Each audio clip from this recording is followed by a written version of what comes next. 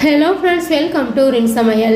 இன்னைக்கு நம்ம rin samayal சேனல்ல பொரி அரிசி உருண்டை செய்யறதுக்கு 1 கப் அளவு அரிசி இருந்தா போதும். ரொம்பவே ஈஸியா இந்த பொரி அரிசி உருண்டையை செய்யலாம். பாரம்பரியமான ஸ்வீட் ஸ்நாக் ரெசிபியான இந்த பொரி அரிசி உருண்டையை எல்லாருமே விரும்பி சாப்பிடுவாங்க. ரொம்பவே டேஸ்டா இருக்கும். ஈஸியான sweet snack recipe. rin samayal சேனலை சப்ஸ்கிரைப் பண்ணிக்கோங்க. பக்கத்தில் இருக்க ஆளுன்ற பெல் ஐகானை கிளிக் பண்ணி வச்சுக்கிட்டிங்கன்னா நான் போடுற வீடியோ உடனே உங்களுக்கு நோட்டிஃபிகேஷனில் வந்துடும். ஸ்வீட்டான லட்டு செய்கிறதுக்காக 1 கப் அளவு அரிசி எடுத்திருக்கேன். சாப்பாட்டுக்கு யூஸ் பண்ணுற அரிசி தான் நான் 1 கப் அளவு எடுத்திருக்கேன். மிக்சிங் பவுலில் சேர்த்துட்டு தண்ணி ஊற்றி 2-3 தடவை அலசிடுங்க. நல்லா அலசினதுக்கு அப்புறமா தண்ணி இல்லாமல் வடிச்சிடணும். தண்ணி இல்லாமல் வடித்தாச்சு. காட்டன் கிளாத்தை விரித்து விட்டுட்டு நாம் அலசி வச்சுருக்க அரிசியை காட்டன் கிளாத்தில் சேர்த்துட்டு வெயிலில் காய வைக்க தேவையில்லை. ஃபேன் காற்றுலேயே ஈஸியாக நம்ம காய வச்சிடலாம். அரிசியை நல்லா பரப்பி விட்டு காய வச்சுருங்க. அரிசி நல்லா காஞ்சிருச்சு.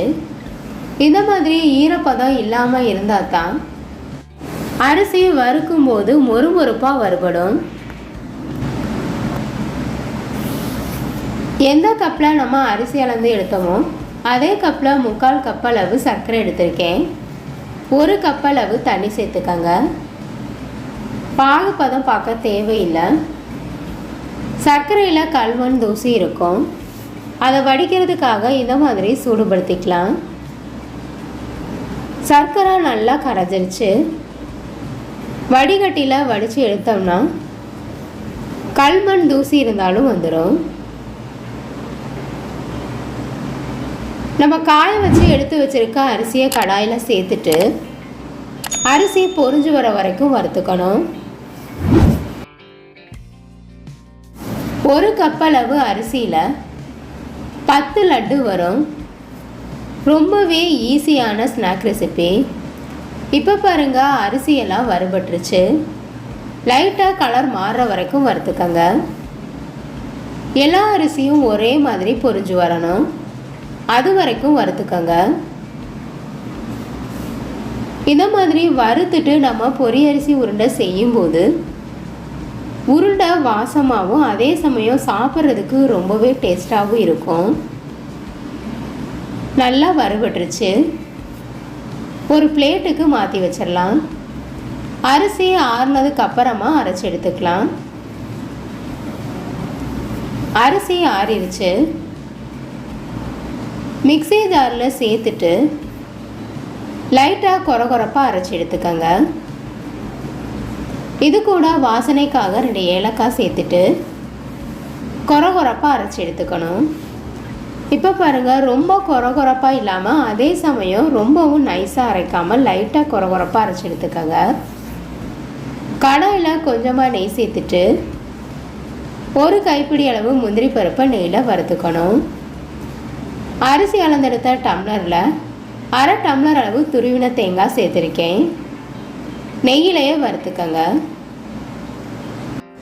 ஏற்கனவே நம்ம வடிகட்டி எடுத்து வச்சுருக்க வெள்ளை தண்ணியை சேர்த்துட்டு இது கூட 1 பிஞ்சளவு உப்பு சேர்த்துக்கங்க. நம்ம சேர்த்துருந்த வெள்ளை தண்ணி கொதி வந்ததுக்கு அப்புறமா அரைச்சி வச்சுருக்க அரிசி மாவை கொஞ்சம் கொஞ்சமாக சேர்த்து கலந்து விட்டுருங்க. அடுப்பை மீடியம் ஃப்ளேம்லேயே வச்சு கலந்து விட்டுறணும். கட்டிகள் இல்லாமல் கலந்து விட்டுருங்க. நாம் சேர்த்துருந்த 1 கப் அளவு தண்ணி எடுத்திருந்த 1 கப் அளவு அரிசிக்கு சரியாக இருக்கும். இப்போ கெட்டியான பத்துக்கு வந்துடுச்சு. இது கூட கொஞ்சமாக நெய் சேர்த்து நல்லா கலந்து விட்டுருங்க. கை பொறுக்கிற அளவு சுடு வர வரைக்கும் மூடி போட்டு அப்படியே வச்சிடலாம். இப்போ கை பொறுக்கிற அளவு சூட்டில் இருக்குது. எந்த அளவு உங்களுக்கு லட்டு பெருசாக அல்லது சின்னதாக வேணுமோ அதுக்கு தகுந்த மாதிரி அரிசி லட்டை பிடிச்சு எடுத்துக்கோங்க.